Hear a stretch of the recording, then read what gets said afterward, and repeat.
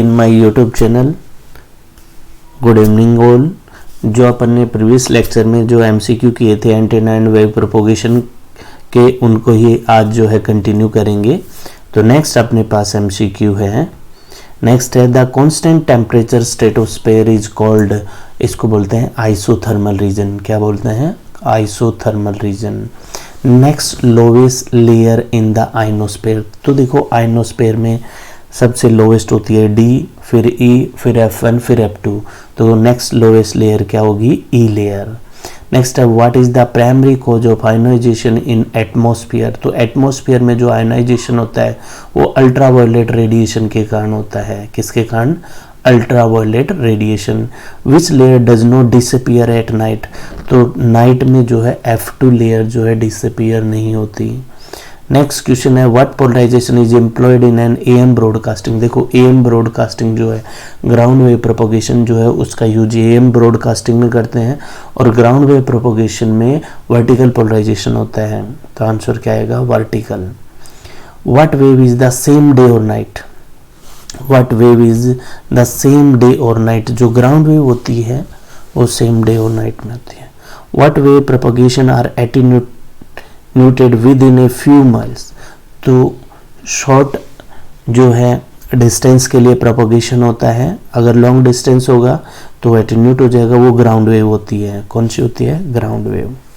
Next question है which ionosphere layer has an average height of 225 kilometre at night.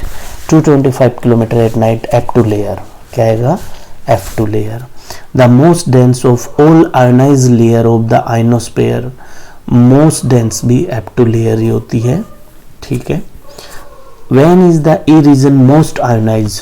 तो E region जो है mid day में, ठीक है, नून के अंदर सबसे ज्यादा आयोनाइज होता है, तो at midday. It is defined as the minimum distance from the transmit antenna that a sky wave at a given frequency will be return to earth.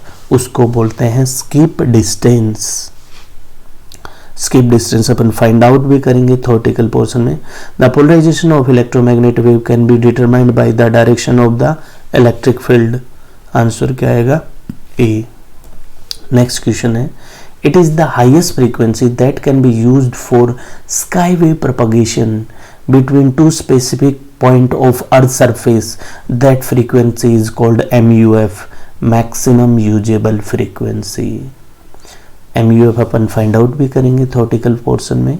The maximum vertical angle at which electromagnetic wave can be propagated and still be reflected back by the ionosphere is called critical angle. कौन सा angle होता है? Critical angle. It is defined as the higher frequency that can be propagated directly upward and still be returned to earth by the ionosphere. That frequency is called critical frequency. कौन सी frequency होती है वो? Critical frequency. FC से denote करेंगे उसको। Where is the skip zone. देखो skip zone कहाँ पे होता है? स्किप जोन होता है between end of the ground and first reflected wave. Answer कौन सा आएगा? बी। 63 का क्वेश्चन है which of the following is phenomenon caused with when radio wave travel in two और more path during propagation and produce slowly changing phase difference between single is called fading. काफी important question है ये। Fading due to interface between direct and reflected wave. Fading due to interface between direct and reflected wave, उसको बोलते हैं reflection multipath. Fading due to interface between direct and reflected ray, क्या बोलते हैं उसको? Reflection multipath. Indicate which one of the following term applies to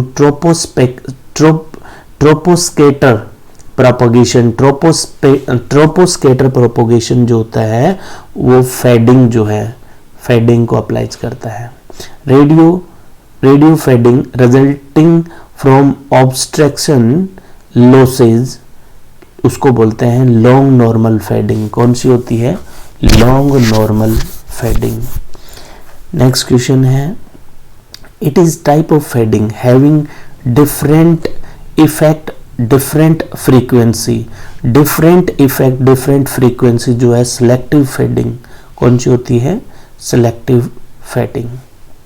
fading का जो है पूरा एक वीडियो जो है वो डाल रखा है मैंने, वो देख लेना तुम लोग, डिटेल में फेडिंग समझ में आ जाएगी आपको। Next question is the ability of the ionosphere to reflect a radio wave back to the earth is determined by operating frequency, बिल्कुल, आयन डेंसिटी, ये भी सही है, angle of incidence, all of this, ठीक है।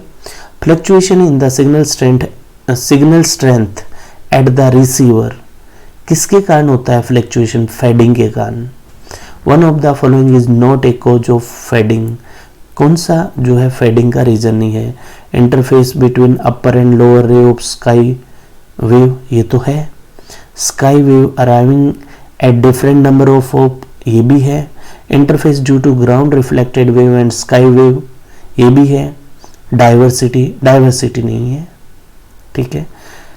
Distance near the skip distance should be used for sky wave propagation, किसके लिए use करते हैं इसको, जो है to prevent sky wave and upper रे इंटरफेरेंस को जो है प्रिवेंट करने के लिए करते हैं। नेक्स्ट क्वेश्चन है ए reason in which super refraction occur, super refraction जो है डक के अंदर अकर होता है, डक प्रोपगेशन जो होता है उसमें, डक। नेक्स्ट है two directional antenna are pointed so that their beam intersect in the troposphere, तो किस में करते हैं, ट्रोपोस्कैटर में करते हैं, ट्रोपोस्कैटर में। ट्रोपोस्कैटर पे एक कंप्लीट वीडियो है, वो आप देख लेना, इजीली समझ में आ जाएगा।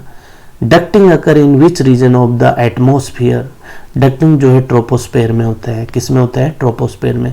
What is the major cause of fading, phase difference, topographic variation, climate, ionospheric variation. Ionospheric variation जो है ये इंपॉर्टेंट है, इसकी वजह से फेडिंग जो है होती है। What is double hop signal, double hop signal क्या है, डबल होप सिग्नल देखो, ionosphere, ground, ionosphere and back to ground, ये होता है double hop. In tropospheric scatter propagation the attenuation is depend on, attenuation जो है स्केटर एंगल पे depend करता है, किस पे डिपेंड करता है, स्केटर एंगल पे।